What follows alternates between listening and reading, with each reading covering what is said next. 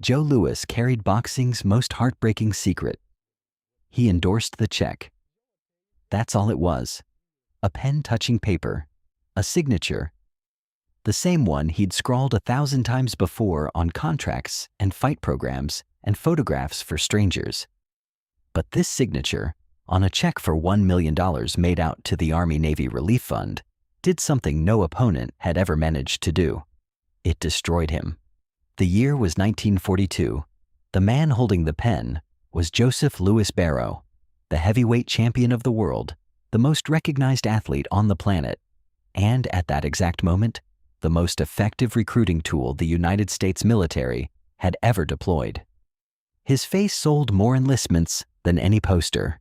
His name carried more moral authority than most senators, and with 2 charitable donations, one to the Navy, one to the Army.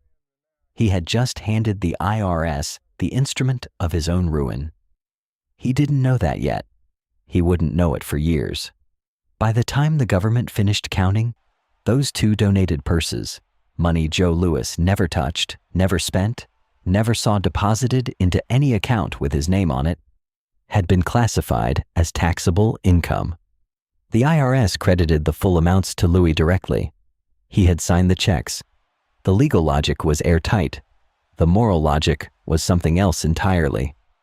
At the time, the top marginal tax rate had climbed to 90%. Louis had no offshore shelters, no municipal bonds, no accountants who understood how to architect invisibility.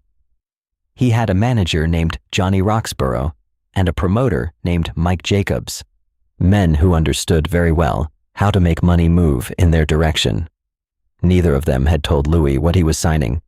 What had begun as a $500,000 debt began compounding annually. By the early 1950s, it had crossed 7 figures. By 1960, it exceeded $1 million in interest alone. The government would pursue that number for the rest of his life.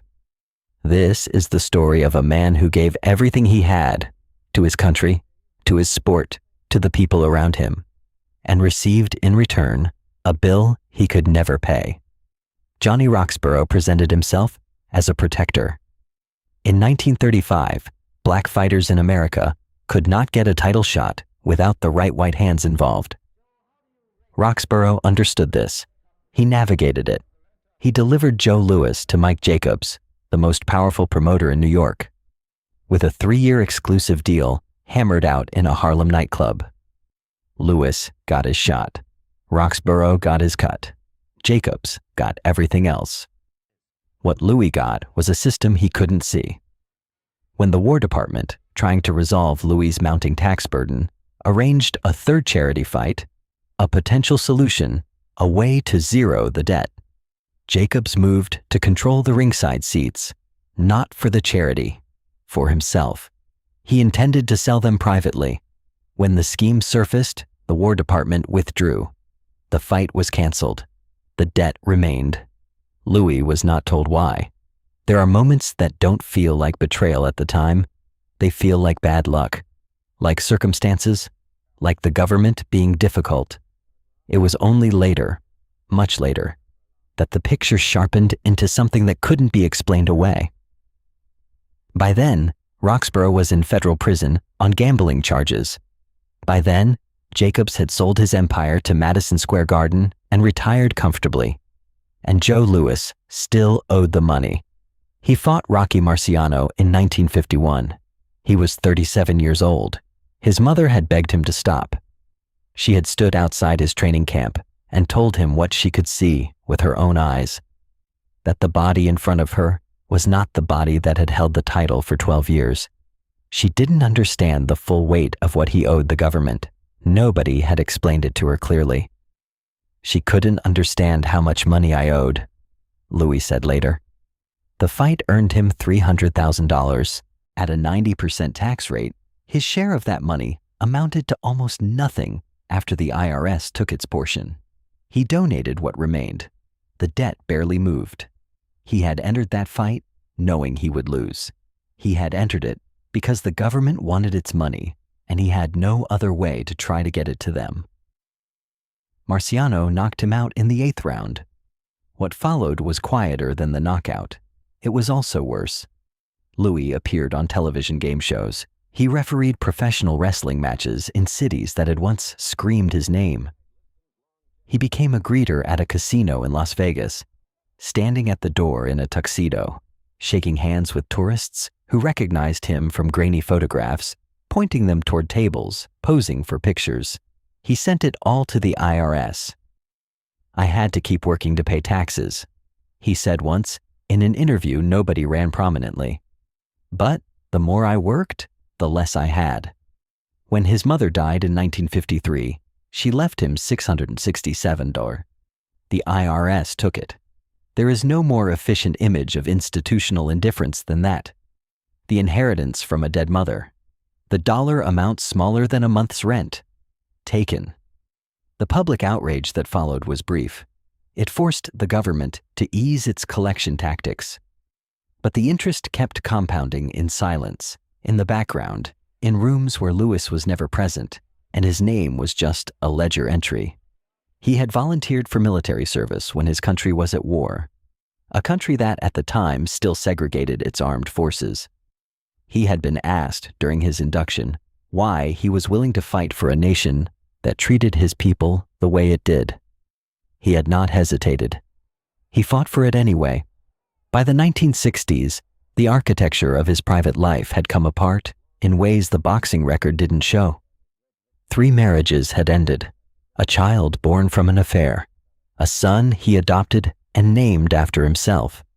Around him, people moved in and out, some drawn by his name, some by his money, which no longer existed in any meaningful quantity, some by his weakness for generosity that had never learned to protect itself.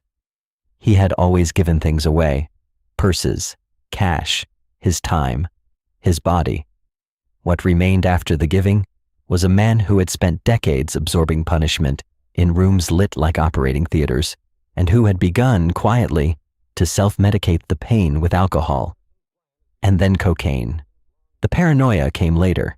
He became convinced there were people watching him, following him. He told people close to him about the plots, about the forces. He was not believed, and then he was committed. Briefly, to a psychiatric facility in Colorado. His third wife stayed. That detail, too, sits in the record without much commentary. His father had been committed to a mental institution when Louis was 2 years old. It is not clear whether Louis knew the symmetry of what was happening to him. There is a photograph from the late 1970s. Louis is sitting in a wheelchair at ringside in Las Vegas. He is watching a fight. He is dressed well. His face carries the specific stillness of a man who has learned to hold himself very carefully in public. People pass and touch his shoulder. They bend down and say his name, the way people say things they have rehearsed. He nods. He had suffered a massive cerebral hemorrhage in 1977. Recovery was partial.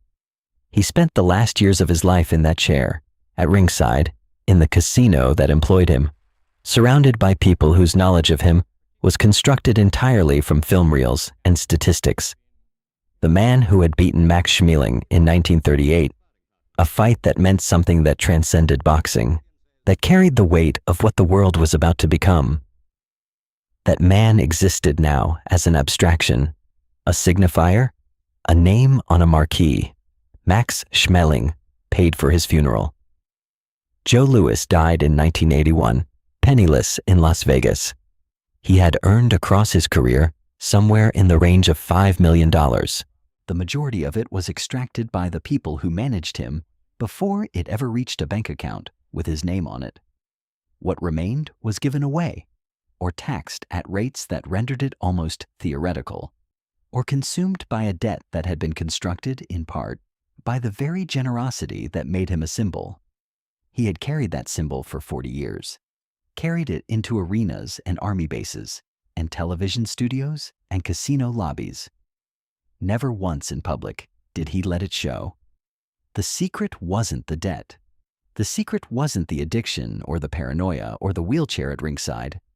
The secret was this: the man who gave $2 million to his country's war effort, who did it without calculation, without legal counsel, without a single condition, was punished systematically and without mercy for the act of giving. And he never said publicly that it wasn't worth it, which is either the most dignified thing a man can do or the saddest.